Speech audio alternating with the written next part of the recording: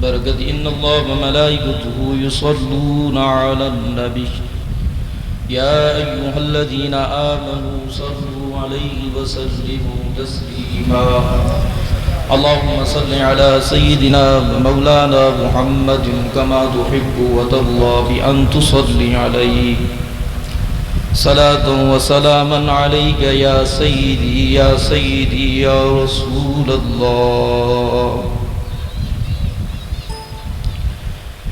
اے خاک کربلا تو اس احسان کو نہ بھول، اے خاک کربلا تو اس احسان کو نہ بھول، تڑپی ہے تجھ پہ جگر گوشہ لاش بطول، مظلوم کے لہو سے تیری پیاس بجھ گئی، سیراب کر گیا تجھ کو خون رگ رسول، بلغ العلا بکمالہ کشف الدجا بجمالہ حسنت جمیع خصالہ صلوا علیہ وآلہ۔ حمد و ثنا کے بعد اللہ رب العالمین کا احسان ہے کہ رب العالمین نے ہمیں آقا دو جہاں تاجدار انبیاء صلی اللہ علیہ وسلم کی امت میں پیدا فرمایا، اور آج کی رات ہم پر یہ کرم فرمایا کہ ہمیں محبت اہل بیت پر جمع فرمایا۔ یہاں محفل میں بیٹھنے کا مقصد یہی ہے نا کہ محبت اہل بیت میں آپ لوگ آئے ہیں، اہل بیت کی محبت ہے تو یہاں اس محفل کا حصہ بنے۔ قرآن پاک کی سب سے چھوٹی سورت 3 آیتوں پر آپ کے سامنے تلاوت کی ہے، اور یہ وہ سورت ہے جو تقریباً بچے یاد ہوگی، اور سورت کا نام بچے کو یاد ہوگا، سورہ کوثر۔ سب سے چھوٹی سورت ہے لیکن اپنے معنی اور مطالب میں ایک جمع غفیر رکھتی ہے، اس کی آیتوں میں، تشریح میں، توضیح میں، تربیہ میں، تفسیر میں۔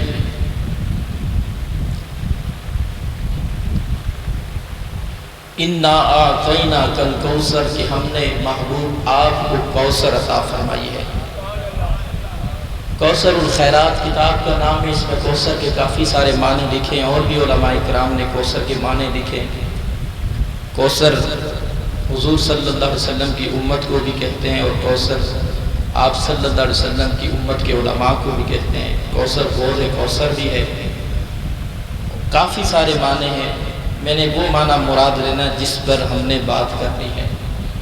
محبوب ہم نے آپ کو کوثر عطا فرمائی ہے، کوثر سے مراد ہم نے آپ کو حسنین کریمین عطا فرمائے ہیں، آپ کو حسن حسین عطا فرمائے ہیں۔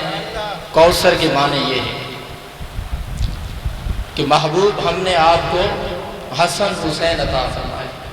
اِنَّا أَعْطَيْنَاكَ الْكَوْثَرَ فَصَلِّ لِرَبِّكَ وَانْحَرْ بس آپ اپنے رب کے لیے نماز پڑھیں، وَانْحَرْ اور قربانی کریں۔ نہر اونٹ کی گردن میں چھرے گھونپنے کو کہا جاتا ہے، تو اہل عرب اس طرح قربانی کیا کرتے تھے، اور اصل نہر کا مقصد بھی یہی ہے، اللہ کی رضا کے لیے جانور ذبح کرنا۔ وَانْحَرْ نماز بھی اللہ ہی کے لیے اور قربانی بھی اللہ ہی کے لیے۔ اور محبوب علیہ السلام کو دوسری جگہ حکم دیا گیا، کل آپ کہہ دیجئے اِنَّ صَلَاتِي وَنُسُكِي وَمَحْيَايَ وَمَمَاتِي لِلَّهِ رَبِّ الْعَالَمِينَ۔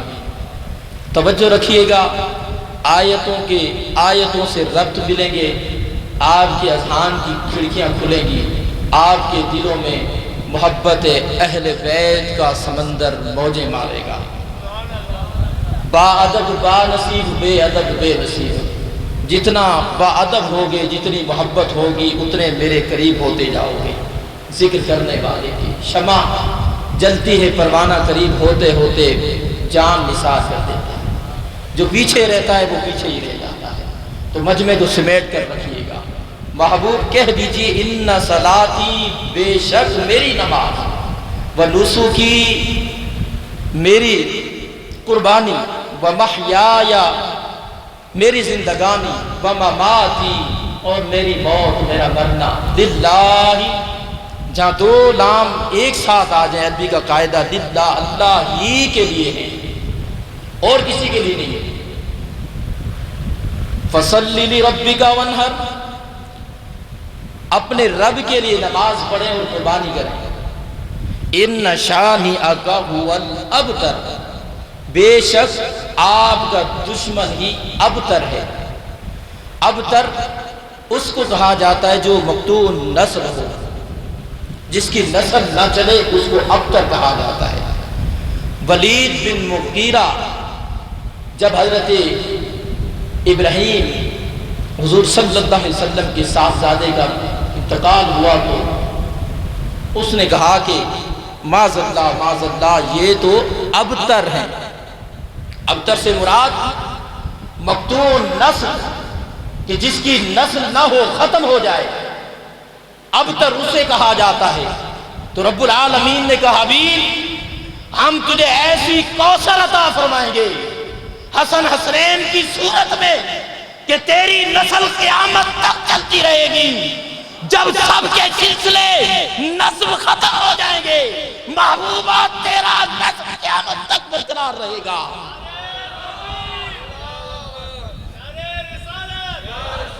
تو محبوب کو ایسی کوثر رب العالمین نے عطا فرمائی، ایسے حسنین کریمین عطا فرمائے کہ دشمنوں کی زبان بھی بند ہو جائے کہ محبوب ہم تجھے ایسی اولاد عطا فرمائیں گے، ایسی نسل عطا فرمائیں گے کہ جس نسل پر، جس اولاد پر تجھے رشک ہوگا، تیرے خدا کو رشک ہوگا، ساری کائنات کو رشک ہوگا۔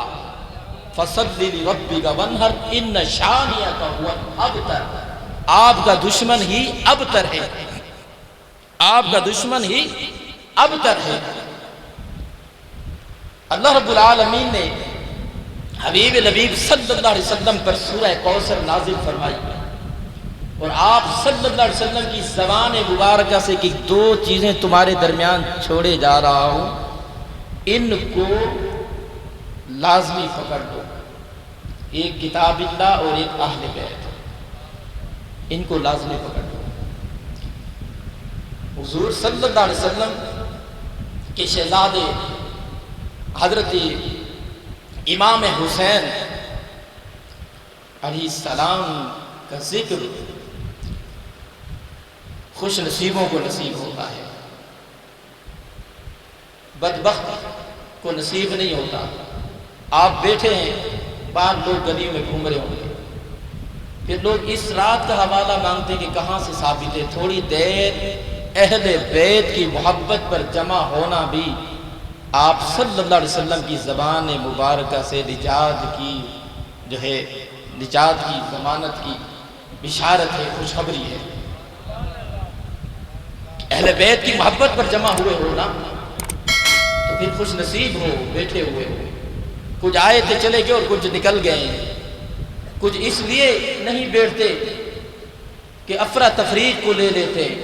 یہ نہ دیکھا کرو قال اللہ اور قال الرسول کی بات سنی کرو کہ کہنے والا کون ہے، یہ نہ دیکھا کرو، یہ دیکھا کرو کہ بات کیا کر رہا ہے، اللہ رسول کا پیغام تمہیں کیا دے رہا ہے۔ اس رات جمع ہو کر لوگوں کو بٹھا دینا، اہل بیت کی محبت پر جمع ہونا خوش نصیبوں کو نصیب ہوتا ہے۔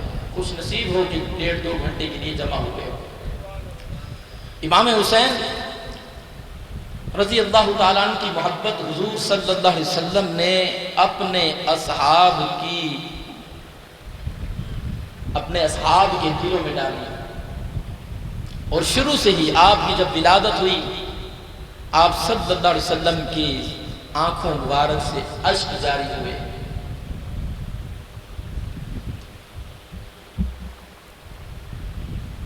ام الفضل آپ کی چچی کہتی یا رسول اللہ صلی اللہ علیہ وسلم ولادت سے پہلے میں نے خواب دیکھا آپ کے جسم اتھر سے ایک گوشت کا ٹکڑا کاٹ کر میری گود میں ڈالا گیا ہے۔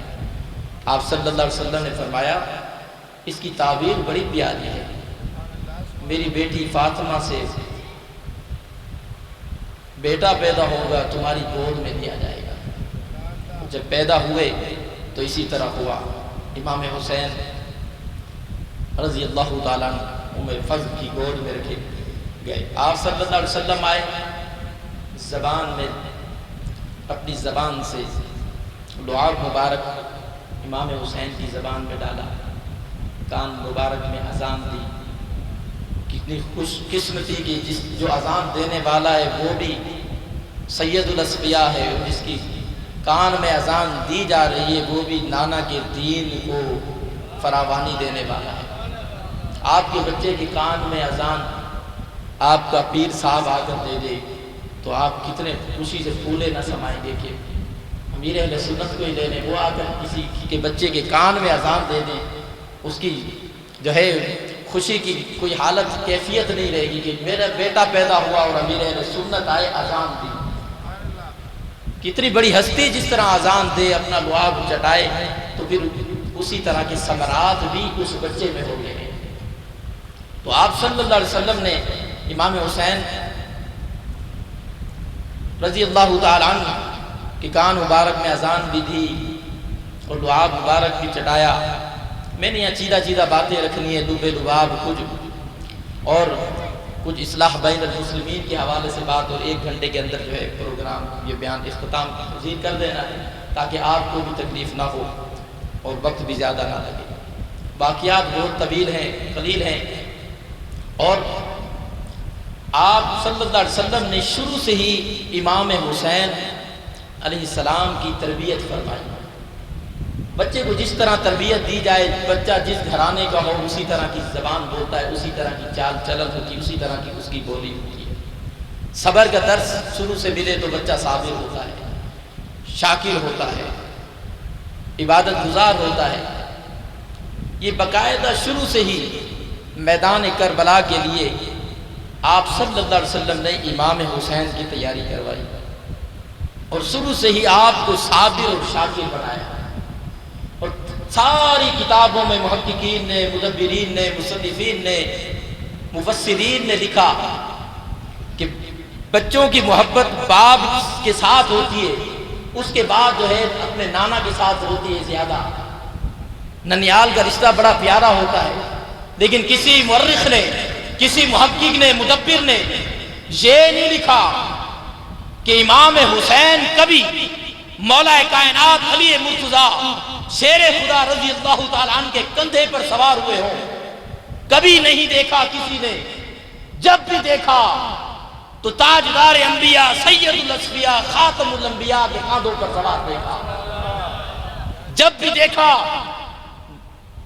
سید الاسفیاء کے کندھوں پر سوار دیکھا۔ اور خطیب دمشقی نے ایک بات لکھی کہ اہل عرب اپنے بچوں کو باہر لے جانا اور اپنے کندھوں پہ بٹھانا اور انگلی پکڑ کر چلانا اس کو مایوب سمجھا کرتے تھے، اس کو مایوب سمجھتے تھے۔ کوئی بھی اسی طرح کا عمل نہیں کرتا تھا۔ اور ایک مقام پر ایک اعرابی نے، ایک بدو نے آ کر کہہ دیا یا رسول اللہ صلی اللہ علیہ وسلم یہ کیا ہے؟ کبھی آپ حسنین کریمین کو گود میں لے آتے ہیں، کبھی کاندھوں پر بٹھا لیتے ہیں، کبھی اپنی زلفیں ہاتھوں میں پکڑوا لیتے ہیں۔ عرب کا یہ دستور نہیں ہے۔ اہل عرب اس کو مایوب سمجھتے ہیں۔ تو آقا صلی اللہ علیہ وسلم نے فرمایا میں اپنے حسین سے محبت کرتا ہوں، اور جو ان سے محبت کرتا ہے میرا خدا بھی ان سے محبت کرے گا۔ میں حسین کی محبت کو رائے گا نہیں جانے دیتا۔ اور اہل بیت کی محبت حضور صلی اللہ علیہ وسلم نے قُلْ لَا أَسْأَلُكُمْ عَلَيْهِ أَجْرًا إِلَّا الْمَوَدَّةَ فِي الْقُرْبَى کہہ کر مانی ہے۔ ہر مقام پر، ہر جگہ بیٹی فاطمہ کو محبت میں رکھا، حسنین کریمین کو محبت میں رکھا۔ ہر ماں باپ کے قریب اس کی اولاد جو ہے محبت میں ہوتی ہے، کسی کے ساتھ زیادہ محبت ہوتی ہے، کسی کے ساتھ کم ہوتی ہے۔ آپ اولاد والے ہیں، اپنے بچوں والے ہیں، آپ کے ساتھ کسی بچے کی زیادہ محبت ہے، کسی کی کم ہے۔ ہر مقام پر حضور صلی اللہ علیہ وسلم حسن کو حسین کو اپنے پاس بلاتے ہیں۔ حجت الوداع کا موقع ہو، حضور حسن حسین کو اٹھائے ہوئے نظر آتے ہیں۔ مدینے کی گلیاں ہو، حضور کے کندھوں پر حسن حسین نظر آتے ہیں۔ مسجد نبوی ہو، حضور صلی اللہ علیہ وسلم کی گود میں حسنین کریمین نظر آتے ہیں۔ حضور خطبے کی عادت میں ہو، حسنین کریمین نظر آتے ہیں۔ آقا نماز کی حالت میں ہو، حسین کندھے پر نظر آتا ہے۔ اور یہاں ایک بات کی وضاحت کرتا چلو کہ جب آپ صلی اللہ علیہ وسلم نماز کی حالت میں ہیں، حسین رضی اللہ تعالیٰ عنہ بچپن میں آپ کے کندھے پر آ کر سوار ہو جاتے ہیں۔ جب آپ قیام میں ہیں، اللہ کی بارگاہ میں آ گئے، رکوع میں چلے گئے، اللہ کے نزدیک ہوتے گئے، اور جب سجدے میں گئے تو ساری بستیاں ختم ہو گئیں۔ بندہ عیسی و انکساری کا پیکر بن کے رب کی بارگاہ میں آ گیا۔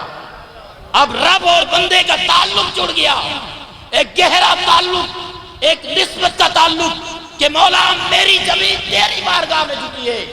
اس حالت میں آ کر حسین آقا صلی اللہ علیہ وسلم کے کندھوں پر سوار ہو جاتے ہیں، اور جب سوار ہوئے ہوں گے تو حضور کی توجہ حسین کی طرف نہیں گئی ہوگی کہ کاندھے پر کون ہے۔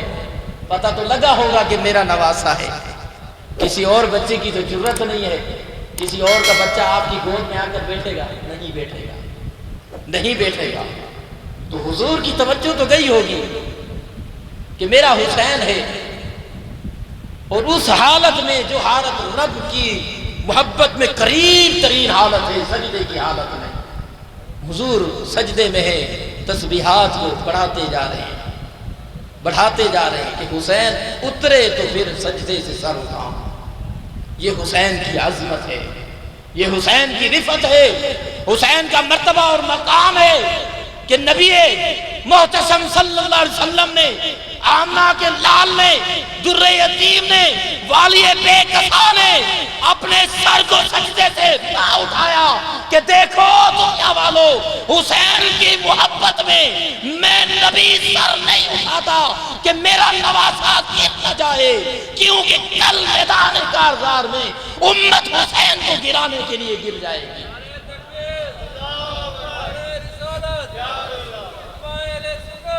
حضور صلی اللہ علیہ وسلم نے سر نہ اٹھا کر یہ پیغام دیا کہ دیکھو نماز کی حالت میں بھی میں حسین سے اتنی محبت کرتا ہوں، سر کو نہیں اٹھایا ہے۔ ترمذی شریف کی حدیث ہے کہ آپ صلی اللہ علیہ وسلم نے فرمایا مسجد کے اندر بچے نہ آئیں، پاگل نہ آئیں، جانور نہ آئیں، ان کو مسجد سے دور رکھو، کہ بچے بھی مسجد کے آداب کو نہیں سمجھتے، جانور آ جائے وہ بھی مسجد کے آداب کو نہیں سمجھتے، پاگل آ جائے کوئی وہ بھی مسجد کے آداب کو نہیں سمجھتا، کہ ان کو مساجد سے دور رکھو۔ لیکن جب آپ صلی اللہ علیہ وسلم مسجد میں ہوتے اور حسنین کریمین آ جاتے، حضور صلی اللہ علیہ وسلم لپک کر اپنی گود میں لے لیتے۔ یا سبحان اللہ کہا کرو، گنگے بن کر بیٹھے ہوگی، اس پر کوئی پیسے تو نہیں لگتے نا، ثواب ہی ملے گا۔ اب زبان کو خاموش نہ رکھنا، آپ کے ذوق کی طرف ہوگا تو بیان آگے چلے گا، جتنا گڑ اتنا میٹھا، جتنا ذوق ہوگا اتنا مجھے ذوق آئے گا، اتنا ذوق آئے گا۔ اللہ اجر عطا فرمائے کہ جب خطیب خطبے کا جمعے کا خطبہ دیتا ہے، ایک خطبہ پڑھا پھر بیٹھ گیا، پھر 3 دفعہ سبحان اللہ کی درمیان توقف جتنا سبحان اللہ کہا جاتا ہے، بیٹھ کر پھر کھڑا ہو جاتا ہے، یہ کیا ہے؟ حضور صلی اللہ علیہ وسلم کی سنت ہے۔ کیوں ہے؟ آقا صلی اللہ علیہ وسلم خطبہ دے رہے ہیں، حسنین کریمین دوڑے چلے آ رہے ہیں، حضور بیٹھ گئے، گود میں بٹھایا، بیٹھے رہے، وہ اتر کر گئے، حضور کھڑے ہو گئے، خطبہ شروع کر دیا۔ اس وقت سے آج تک، آج سے قیامت تک رحمت دو جہاں کی سنت بن گئی، اور حسنین کریمین کی محبت نظر آ گئی کہ دیکھو نماز میں حسین ہو تو والی بے کسا سر نہ اٹھائے، خطبے میں آ جائے تو در یتیم آمنہ کا لال آگے بڑھ کے گود میں بٹھا دے۔ یہ حسنین کریمین کی محبت ہے، یہ ان کا مرتبہ اور یہ مقام ہے، یہ حسین کی رفت اور یہ عظمت ہے حسین کی، یہ مقام ہے حسین کا۔ تم کیا سمجھو گے حسین کے مرتبے اور مقام کو، عظمت کو؟ حضور صلی اللہ علیہ وسلم نے شروع سے ہی، آپ صلی اللہ علیہ وسلم نے اپنے اصحاب سے، اپنے رفقا سے، اپنی امت سے اہل بیت کی محبت مانگی، اور ہر مقام پر آپ صلی اللہ علیہ وسلم نے اپنے ان شہزادوں کو ساتھ رکھا اور فرمایا کہ یہ دو نام حسن حسنین، حسن حسین، اللہ رب العالمین نے جنت میں چھپا کر رکھے ہوئے تھے۔ اسمانی الحسن والحسین اسمانی من اہل الجنہ، یہ جنت کے نام ہیں جو میرے رب نے چھپا کر رکھے ہوئے تھے، مجھے عطا کیے کہ محبوب آپ کے نواسوں کے یہ نام ہو، ورنہ مولا کائنات نے نام رکھا تھا حرب۔ جب حسن پیدا ہوئے حضور نے فرمایا اللہ حسن رکھ لو، جب حسین پیدا ہوئے پھر فرمایا یا رسول اللہ حرب، کیونکہ نام سے جو ہے اہل عرب میں نام کا بڑا روب اور دبدبہ ہوتا تھا، روب اور دبدبہ ہوتا تھا۔ اہل عرب ایک دوسرے کو